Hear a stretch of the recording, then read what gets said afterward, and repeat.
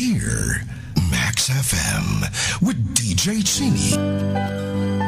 Dear Max FM, isang magandang hapon po sa inyong lahat, especially sa mga taong laging nakikinig ng programang ito.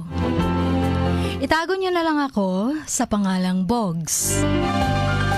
Ako yung tipong lalaking simple lang. Hindi kagwapuhan, pero may matikas na katawan. Mabait akong tao, o sabihin nating mabuti akong tao.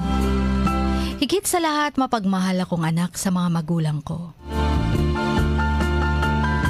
Minsan pasaway ako, pero matino naman akong lalaki.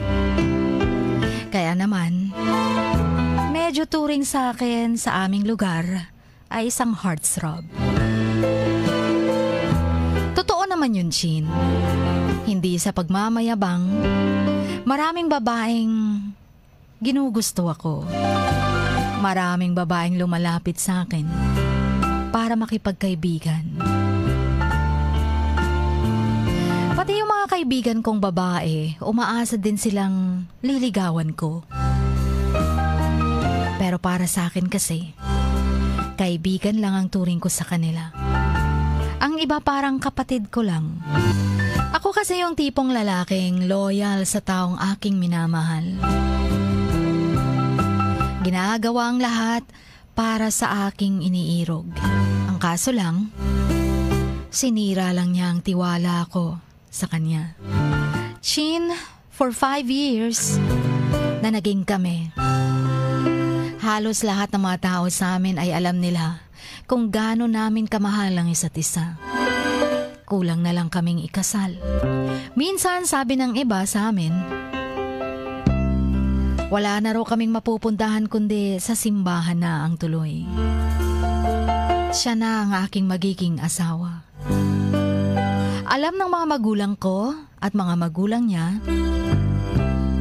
na seryoso kaming dalawa sa isa't isa. Lahat naman sila sa amin ay boto.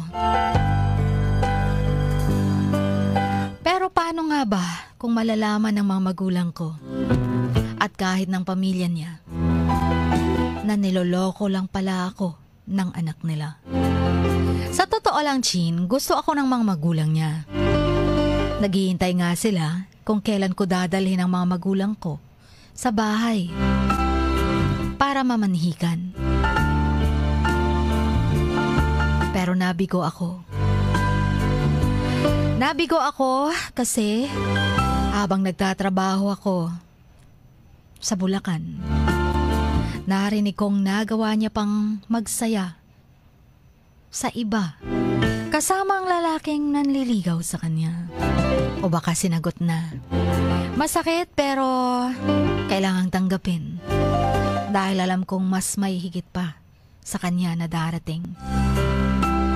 Dahil siya nga, nakita na niya siguro ang mas higit pa kesa sa akin.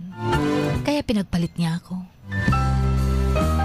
Para mahalin at tanggapin ng buong buo. Maalala ko lang, October months yun. Simula ang away naming dalawa. Hindi ko alam kung bakit palagi na lamang siyang galit. Sa tuwing magkakausap kami sa phone, kahit wala akong ginagawang masama, kahit wala akong sinasabing hindi maganda sa kanya, naghahanap na lang siya ng pwedeng maaway namin or maging dahilan ng lover's quarrel. Last December noon, birthday niya. Sa araw mismo na yan, naghiwalay kaming dalawa. Kasi tuluyan na siyang nag-iba. Birthday na birthday niya, parang ayaw niya akong kasama. Lumipas sa mga buwan, may niligawan ako. Si girl. Siguro kilala niyo siya noon sa dati niyong programa. Kung sino si girl na tinutukoy ko ngayon. Kasi alam kong isa siya sa mga solid listeners niyo. Oo, totoo. Si girl ay isang kababata ko lamang. At isa pa, muli kaming nagkita nang lumaki na kami. At nakatira na siya sa mama niya. Nakapitbahay lang din namin. Si girl yung taong hate na hate ko noon. At siya, hate na hate ako noon. Siya yung binaliwala ako noon. Mahilig magdedma. Inaaway ako. Hindi lang minsan, kundi always sa klase. Sa totoo lang, di naman kami close nito. Pero na-remember ko pa nung maliit pa kami, nagbahay-bahayan kami na kunwaring mag-asawa. Chin, hindi ko naman aakalain at di ako makapaniwalang siya ang magiging asawa ko. Kasi sa totoo lang, kung iisipin natin, hindi talaga kami bagay kahit saang aspeto.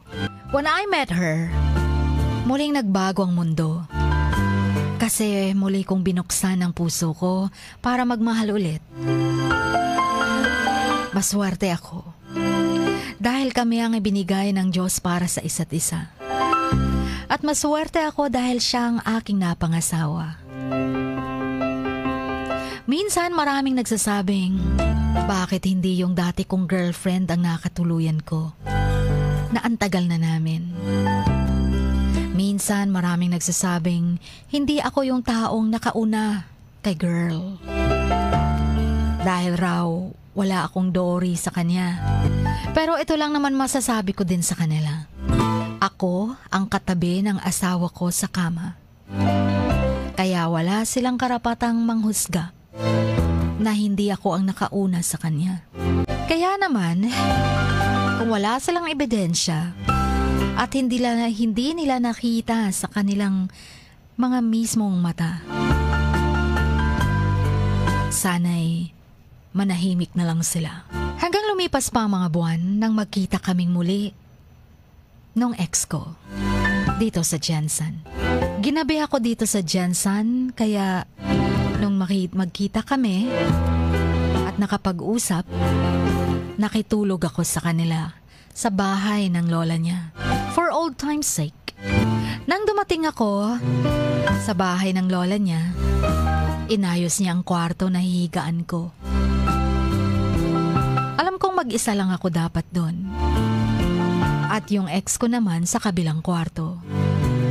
Sabi niya pa, ayan, ready na higaan mo. Pwede ka nang magpahinga at matulog. Ako naman, sa kabilang kwarto lang. Dahil habang doon, yung lola ko matutulog sa kabilang bahay. Dito na lamang ako. Chin, ewan ko ba, may asawa akong tao. Mahal ko si girl. Pero bakit ba, nung nalaman kong kami lang ang dalawa sa bahay, naging naughty ako. Napangiti akong tumingin sa kanya, tinawakan sa pisngi at biglang hinalikan sa labi.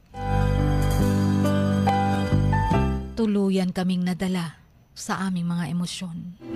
Chin, first time kong may ginalaw na girl na hindi ko asawa. Mahirap paniwalaan. Yung nagsasabi noon na yung asawa ko ay hindi matino, nagkamali ako. Ako pala ang hindi matinong tao. Yung naging asawa ko kasi ngayon, naturingang playgirl, maraming boyfriends nun.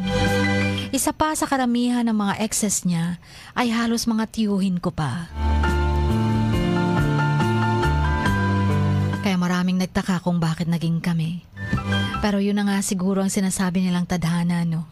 Pero anong gagawin ko? Mukhang nahuhulog na ang loob ko sa ex ko ulit. Nung umuwi kami sa bahay namin, nagkaroon ng usap-usapan. Ang daming marites, nakiusyuso. Pero paano ko ba lilinisin ang konsensya ko? Masaya ako sa asawa ko. At lahat naman kaya kong gawin para sa kanya. Huwag lang siyang mawawala. Pero bakit ganito? Yung ex ko na nagloko sa akin at malaking kasalanan, ay nagkaroon kami ulit ng ugnayan. Bago ko pa tatapusin ang lahat, Sana'y mapayuhan niyo ako. Sana'y wag akong tularan ng mga lalaking lalong-lalo na't may asawa na. Wag sana nila akong gayahin na hindi makatulog sa gabi. Dahil nakukonsensya. Pero ang puso ko kasi, hindi napipigilan. Hinahanap-hanap ang ex ko. Kahit ang katabi ko ay ang asawa ko. Hanggang dito na lamang ang inyong kamaks, Pogs.